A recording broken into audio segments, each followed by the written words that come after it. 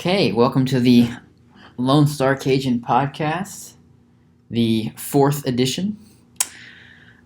Yeah, it's a beautiful day. It was actually pretty cold this morning here in Texas.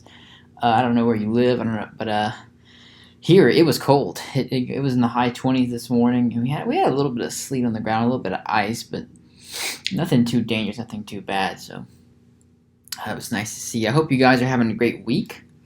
I am. I'm going to go to Dallas this weekend. I'm excited about that.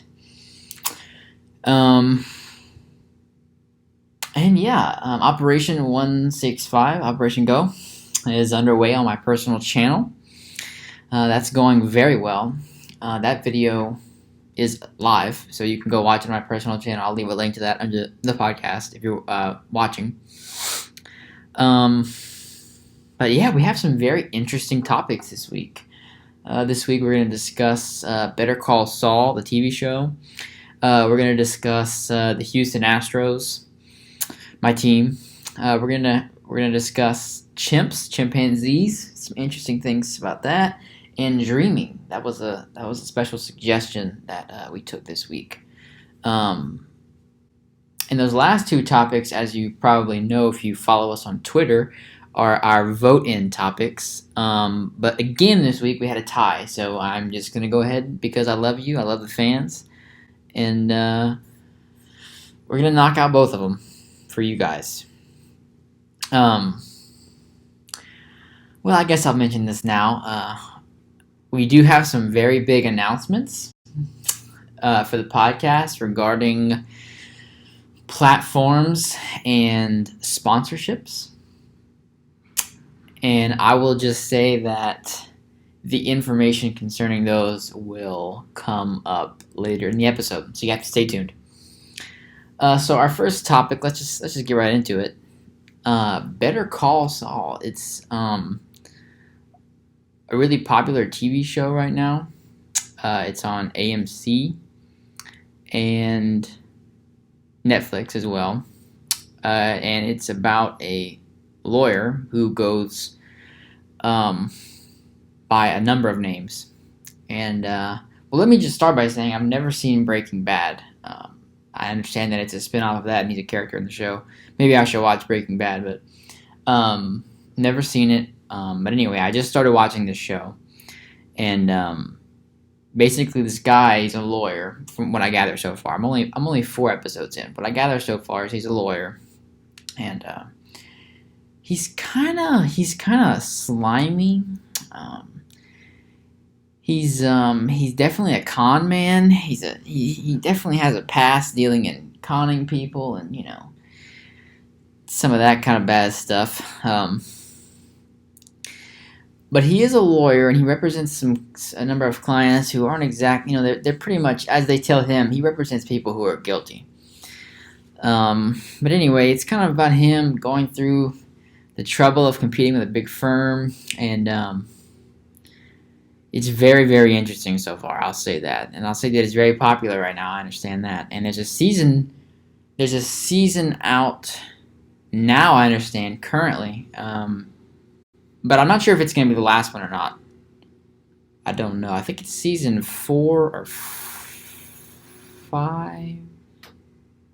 Let me know. Let me know in the comments if you're watching, if it's going to be the final season or not, or on Twitter. But yeah, it's a very interesting show. The writing is outstanding. I know that some of the writers came over from Breaking Bad. The writing is very, very good. I like the pacing. Normally I'm a person, like we've discussed a little bit before, where when I watch a movie, I like a good amount of exposition. I like to know what's going on. And this is definitely one where when you first start off, you kind of don't have a great grasp of what's going on.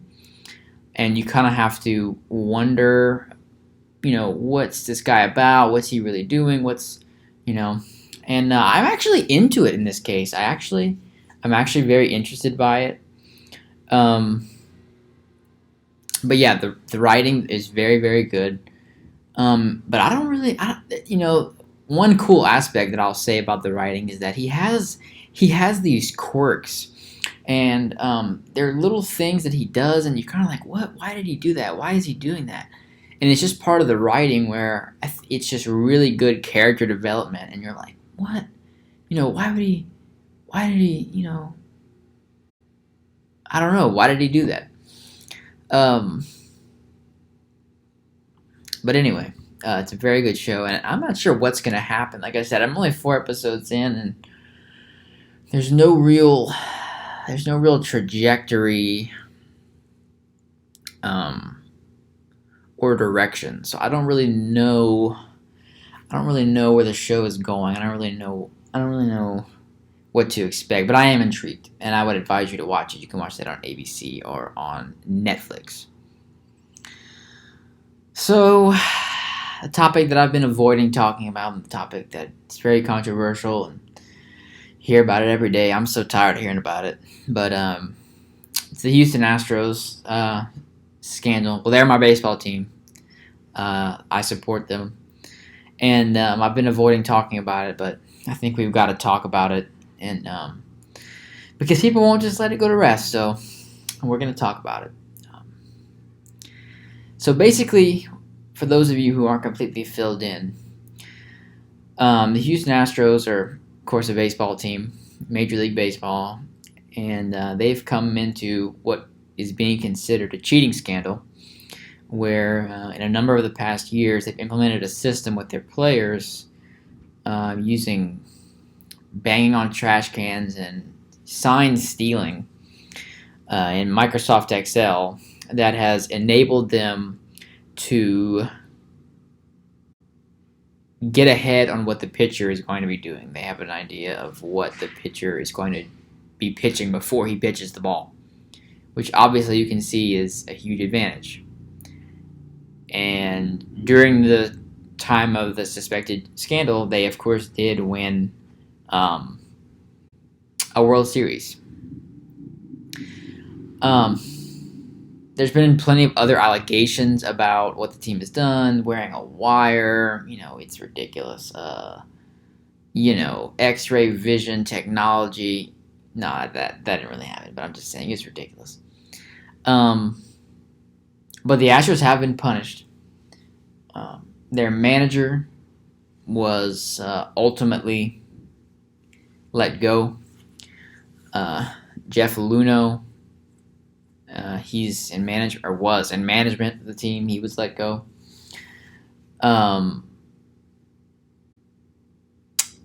And there has been no player fines or repercussions per se, which is another very debated topic about, well, the players are the ones that actually did it. Maybe they should be punished. Well, so anyway, the league's take on it is that it's a very serious matter, and it's an instance of cheating, and it allowed them to get ahead, and they've certainly come down on the team. And some people think they haven't come down hard enough on the team.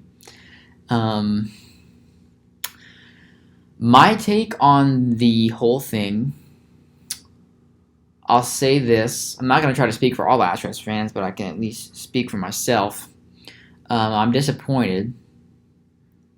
Certainly I don't condone cheating. I don't think any Astros fan would. Disappointed that it happened. I'm disappointed that, to me, we're always going to have that World Series, but we're never going to hear the end of, the Astros or whatnot. But I will say this. I fail to believe that with the way Major League Baseball is set up, where there's no hard cap and the wealth dispersion between teams is so vast, I fail to believe that no one else is doing it. Now, I'm not saying that doesn't make it right. I'm just saying that I fail to believe that teams, with an excessive amount of wealth compared to the Astros, who I'm talking about, are not doing this. I think the Astros have taken on somewhat of a scapegoat role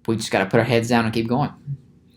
And this team has so much young talent, so much talent, and we're going to be right back up there. And I just hope this year that maybe we can do a little more in October than we did this last October. So, we're going to take a quick break for an advertisement. And this week's podcast is sponsored in part by Anchor. Anchor is a podcasting service. It will host your podcast for you. You can get an RSS feed from it. It's free. It's very easy to use. They have a great database of tools to help you set up your podcast. You can use Anchor to get your podcast on multiple platforms. You can use it to help gain some sponsorships if you're just starting out. And I would highly recommend Anchor, and I would like to thank them for partially sponsoring this podcast. And I'm also happy to announce that starting with, well, honestly, they'll all be up there, but starting when you see this podcast being uploaded, you will be able to access this podcast. You'll be able to listen to it on Anchor. I'll leave a link for that in the description. And also, you'll be able to listen to it through Spotify. So you'll be able to listen to the Lone Star Cajun Podcast on Anchor and on Spotify. So please, if you're in your car, you can't watch anything. If you're, riding your unicycle through a circus just listen to it on one of those sources. And I'm very excited to announce that we do have, in fact, a real sponsor this week for the Lone Star Cajun Podcast and for weeks to come. So thank you again to Anchor. That's Anchor. Okay, well, topic number 3. We're going to talk about chimpanzees. Now, I'm sure many of you saw that Twitter poll and you thought, chimpanzees, what is he talking about? I'm very interested in chimpanzees, gorillas too for that matter, but today we're going to mostly focus on chimps. Chimpanzees, from what I understand, are an incredibly smart animal. There's been many scientists and groups who have studied the species. We've seen their relativity to our species. And they have a lot of very behavioral, what am I saying? I can't speak today. I'm so sorry. They have a number of behavioral characteristics that are very similar to ours. And one article I saw was discussing how these chimps, they can crack nuts.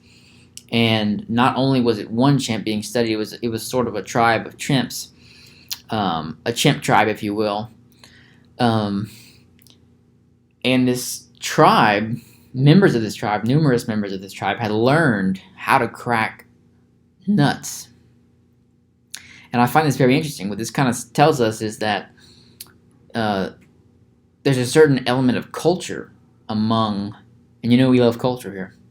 There's a certain element of culture among chimp tribes, if you will, that's adaptive. I mean, obviously, well, first of all, how did the first chimp kind of go, oh man, that's a nut, let me crack this thing, I don't know how the first guy did it, but it spread and it became adaptive.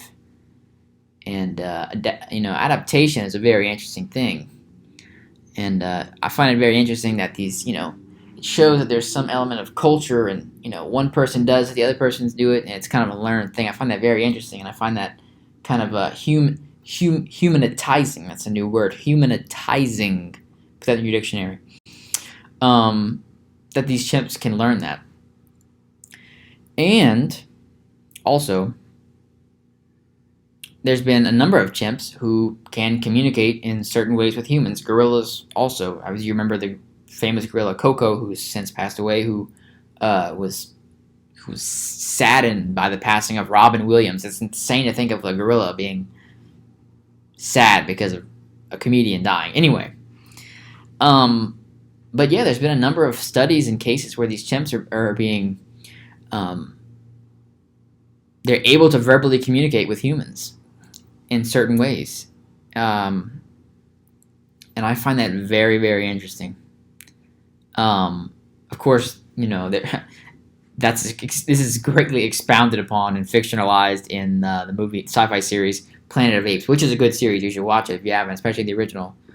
God damn you, damn dirty ape. Anyway, of how the series is kind of about how apes sort of take over Earth, and they're back in control, and they're very humanoid, and it's a very interesting take on apes and their human-like qualities. But really, I just got to thinking about this, and I'm just sharing these thoughts out loud, like I like to do with you guys.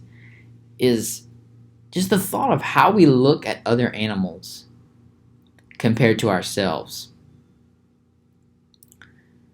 How we hold ourselves compared to certain animals. Obviously, we're basically not even in the food chain anymore.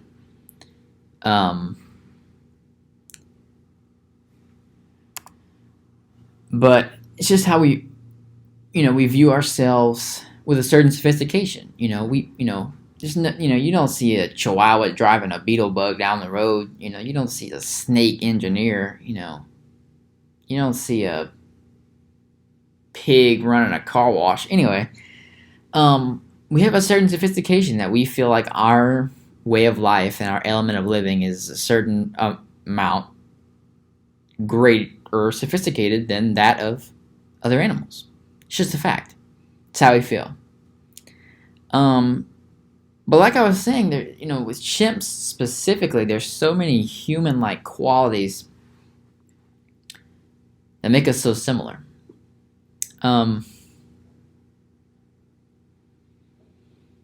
They have an amazing lifespan in the wild, which is close to humans. They can live up to 50 to 60 years in the wild, which is a long time for a non-human.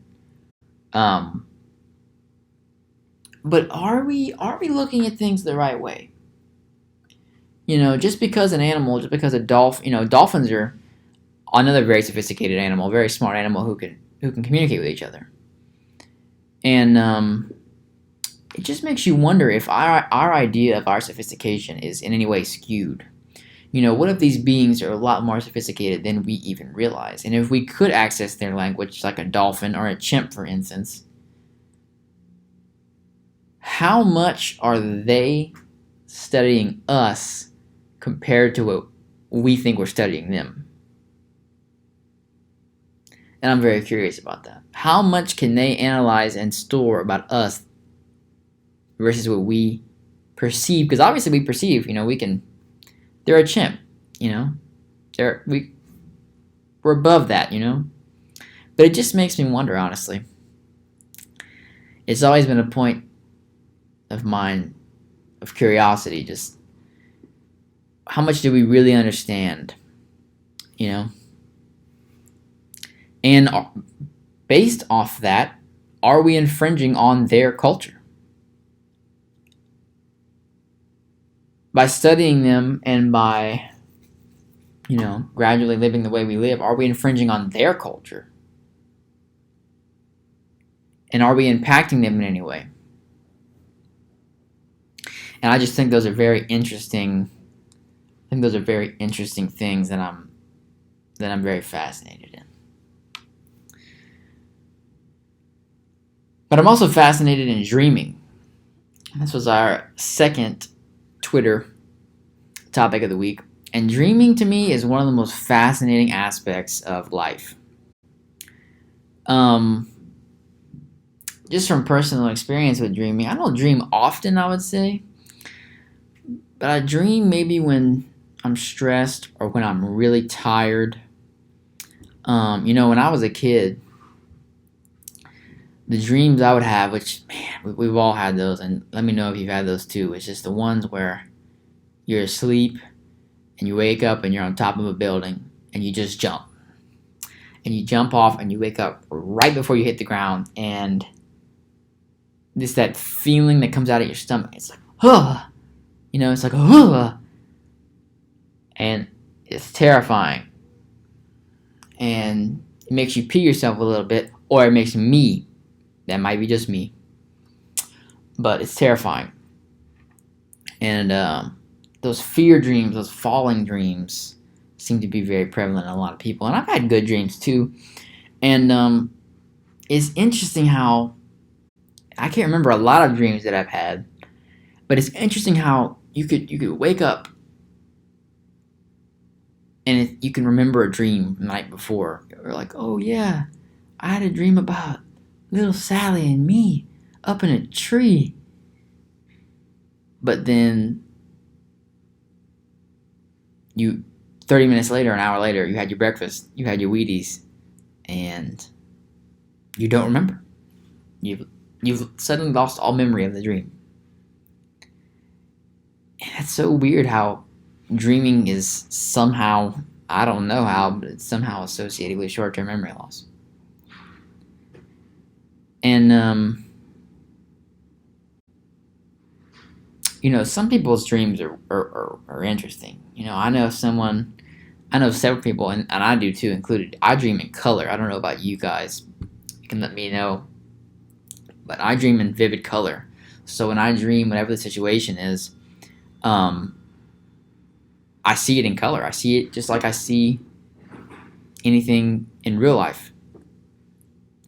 And I even know someone who can go to sleep, be dreaming, wake up in the middle of the night to go to the bathroom, come back to the bed, and resume the dream exactly where they left off before they got up. So again, they're asleep, they're dreaming. They wake up, at least to some degree. By the way, sleepwalking is a whole other thing, because I did that too. And I actually have a funny story about sleepwalking, I can tell, but we'll reserve that for another time. But anyway, they're dreaming, they wake up, go to the bathroom, come back to bed, lay in the bed, fall back asleep, and they resume the dream exactly. It's like they press the pause button. And that is insane to me. But why do we dream? It's such a weird thing. Why do we dream? And there's been lots of studies on this, and I'm interested, I think a standpoint that kind of is propelling the research is brain activity. So it's definitely been shown that brain activity is fully functional and on when dreaming. And I don't know, it's something that I just wonder about, why we dream. It's like a sense of reality in your head. It's kind of like a bridge between reality and experience and memory. It's like you fell asleep and a little man is just walking down a road and he just sees a little house. And it's got, all these filing cabinets with your memories in them. And he's just plucking things out, but he's an angry little man. Because fear seems to be really prevalent in dreams. And you just seeing that little man look at your memories. But anyway, that's not scientific. But yeah, why is fear so prevalent in dreams? Because a lot of my dreams they have fear, but maybe it's not that it's a focus on fear. Maybe it's just a feeling that, like, when we dream, it's always the highs of emotion. It's either a really happy dream, a really sad dream, or a really fearful, scary dream. And I just wonder about that. Why that's the case. But dreaming is so interesting to me. I don't know about you guys, but and I don't know how you can really study it besides the brain activity, which, like I said, seems to be the main driving force. I mean, they can't really see anything going on, regarding, and I know that dreaming mostly happens during REM sleep, which is rapid eye movement sleep. And that's something I never understood, rapid eye movement sleep. That's something I need I need to look into. It doesn't make very much sense to me. I mean, are you sleeping? Are you over there like, I don't get it. But that's worth some research. But I was just thinking about dreaming, and I was just thinking about how you wonder if your dreams are in part some kind of reality. Because I definitely have seen people that I know in real life in my dreams, and it could be a person that you might not have known, that you might not have seen for a long time, and you're like, why did they end up in my dream? But it's like I said, it's that little man. He's in there. He's going through random file cabinets, and he's just pulling out random. He's not going in order. So you'd be like, what? I haven't seen Jim Bob in 10 years since we stole that scooter together. I don't know. But it's just weird. It's like there's no pattern to it. It's like the dreams are just, I don't know. It's like they're just, I don't know. It's very interesting to me. But that's all of our topics for today. And I want to thank you for listening. And I want to say that I'm very, very excited about finally having a sponsor, and with Anchor. And like I said, I'll leave the link in the description for how to access the podcast on Anchor so you can listen, and also Spotify. And I just want to quickly say that thank you guys for listening, and that you guys are keeping me motivated, and that I'm working hard. And I want to say that I'm doing what I want to do. I'm very happy that I'm doing this. And again, as I always say, I'd encourage you to just follow your dreams. And it's a blessing, man. It's a blessing, this life we get to live, and that truly you get one shot at it. And I say just do what you want, man. Do what you want. It's too short to mess around with anything else. And man, this podcast might have taken a sad turn. I didn't mean for that to happen, but I'm very, very, very excited about the podcast. I'm very excited about things to come. I do have a couple of potential upcoming partnerships, and a couple of other things that I'm very excited to bring to you guys. But if you can, go to Anchor. Anchor's our sponsor for this episode. Listen to the podcast if you can't watch it. But as always, if you can watch it, you like to see this beautiful face, feel free. So please follow us on YouTube.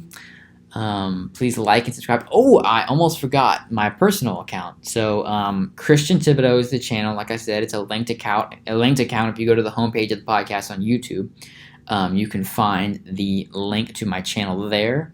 It's Christian Thibodeau, and the first video, Operation Go, of the weight loss journey is up. So that video kind of chronicles my first week of trying to tackle the goal of losing weight and getting to 165 pounds and just trying to live a healthier life.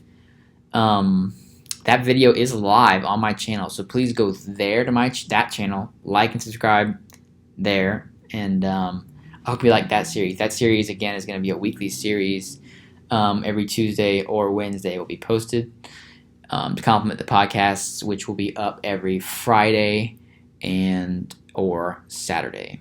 So if you've watched this podcast on YouTube, I thank you. If you listen to it on Anchor or Spotify, I also thank you. And I hope I can keep bringing some creative ideas and some new thoughts into your mind. And this has been the Lone Star Cajun Podcast, signing out. So thank you.